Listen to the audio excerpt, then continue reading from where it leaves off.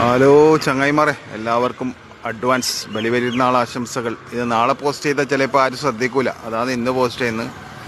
ഞാൻ മുമ്പിലുള്ള വീഡിയോകളിലും പറഞ്ഞ പോലെ നാളെ പെരുന്നാളാണ്.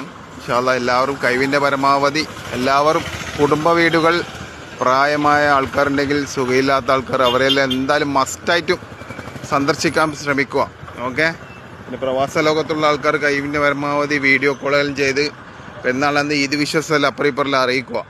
കാരണം അതെല്ലാം അവർക്ക് ഭയങ്കര സന്തോഷമായിരിക്കും. എല്ലാ കുടുംബ വീടും എല്ലാവരും കഴിവിൻ്റെ പരമാവധി, നാട്ടിലുള്ള ആൾക്കാർക്ക് കഴിവിൻ്റെ പരമാവധി സന്ദർശിക്കാൻ വേണ്ടി ശ്രമിക്കുക.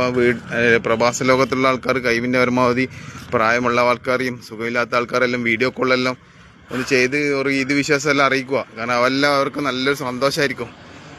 1000 ഗുളിക കഴിക്കുന്നതിനെക്കാട്ടി സന്തോഷമായിരിക്കും അവർക്ക്. നിങ്ങളൊരു ഈദ് മുബാറക്ക് പറഞ്ഞാൽ മനസ്സിന് നല്ലൊരു സമാധാനം കിട്ടും. അപ്പോൾ എല്ലാവരും അങ്ങനെ ചെയ്യുക.